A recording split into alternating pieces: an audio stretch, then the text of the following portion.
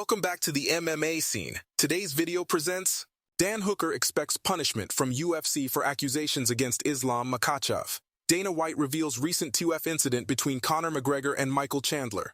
Aljamain Sterling and Henry Cejudo nearly come to blows at UFC 285. Cody Garbrandt reveals neck injury suffered hours before UFC 285 win. UFC 286 Leon Edwards vs. Kamaru Usman 3 full main card revealed. UFC lightweight Dan Hooker expects to face some form of consequences due to his allegations against champion Islam Makhachev last month.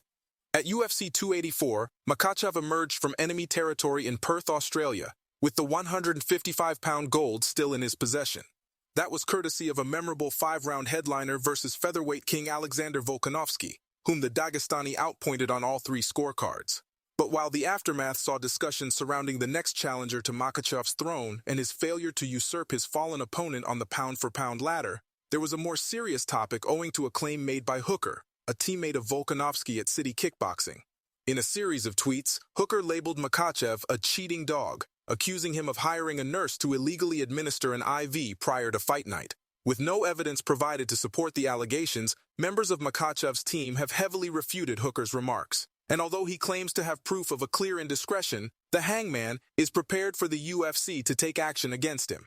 During a recent interview with the All-Stars John Hyon Co., Hooker spoke in depth about the situation.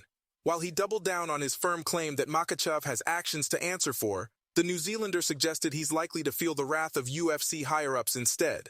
The UFC don't care, and USADA don't care, Hooker said. Why do you think I'm the guy that come out and said something? I don't care. You don't think that I know there are going to be consequences for what I said? You don't think I'm going to be punished for what I said? I just don't care. What do you think about these allegations? UFC President Dana White says things have heated up between Conor McGregor and Michael Chandler on the Ultimate Fighter set. McGregor and Chandler will clash in the octagon later this year in a highly anticipated matchup. Before they fight, they're squaring off as coaches on TUF 31, which will debut in May. This is McGregor's second stint as a TUF coach and the first for Chandler, who called out McGregor for months before getting his wish granted. After the news broke of their pairing, things appeared to be cordial between the two sides. But amiability between McGregor and Chandler has run thin, and the pre-fight promotion of their future fight in the octagon has already begun. During the UFC 285 post-fight press conference, White said things have taken a drastic turn in McGregor and Chandler's relationship.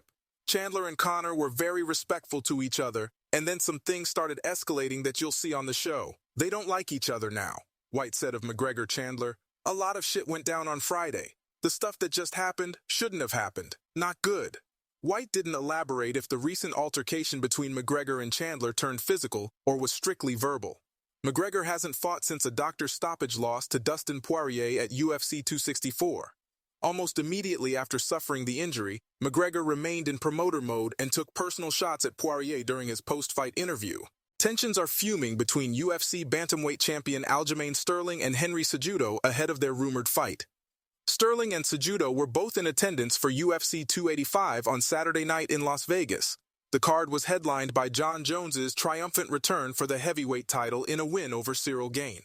Cejudo, who was there to support his teammate Jones, ran into Sterling backstage at the event. A war of words ensued, and the two sides became heated, forcing security personnel to separate the two sides. Sterling and Cejudo are rumored to face off later this year at UFC 288, although a formal announcement hasn't been made by the promotion. In the meantime, they nearly got the action started early at UFC 285. Things have been relatively cordial between Sterling and Cejudo, although their friendly encounters might be running out. Sterling is also working with Dominic Cruz, Cejudo's last opponent, to game plan for the fight.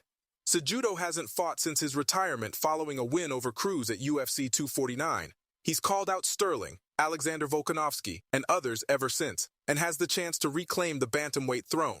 Sterling earned the title via disqualification at UFC 259 before defending it against Peter Yan at UFC 273.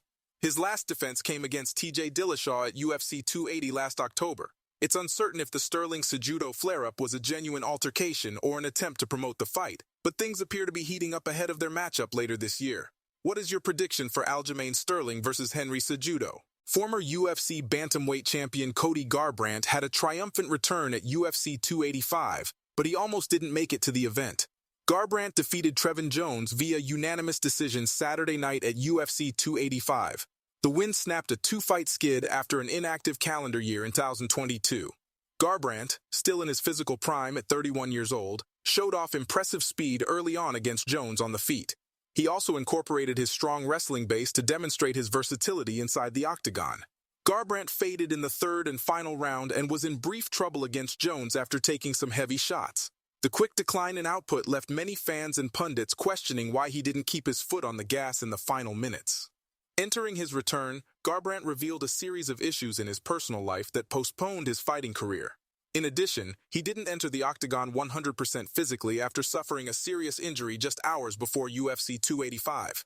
During his UFC 285 post-fight press conference, Garbrandt explained the neck injury he suffered before walking to the octagon. "I ended up injuring my neck, had a nerve block put in my neck last week, and I was in my last takedown in my warm-up this morning. Ended up slamming my neck and losing all range of motion in my left arm," Garbrandt said. "My arm and neck are still hurting. It's never an ideal situation for us fighters." Garbrandt also said that he and his team considered pulling out of the fight after re-aggravating the injury during his warm-up routine. This could have contributed to his light output in the third round. The UFC is back in London with just their second pay-per-view event, and UFC 286 is coming together nicely. With UFC 285 in the books, fans are already forced to look ahead at the second pay-per-view of the month, as UFC 286 is set to take place at the O2 Arena in London, England, in just 2 weeks. This is just the second time the UFC has brought a numbered event to the UK, and they are doing so with a purpose, as they are giving Leon Edwards the chance to defend his newly minted welterweight title against the man he beat to take it, Kamaru Usman. As exciting as it is to see Leon Edwards and Kamaru Usman clash for a third time after trading wins with one another, there needs to be more than a main event to sell a pay-per-view. Luckily, it seems that UFC 286 is shaping up to be at least a little deeper than its impressive main event. With a main card start time of 5 p.m. EST, UFC 286 has a must-see co-main event between Justin and Fiziev, as well as notable talents like Marvin Vettori, Jack Shore, Mohamed Makhachev, and more. Check out the full card below as it currently stands, per the UFC, as well as start times. Thanks for watching us. If you like, please don't forget to like and subscribe.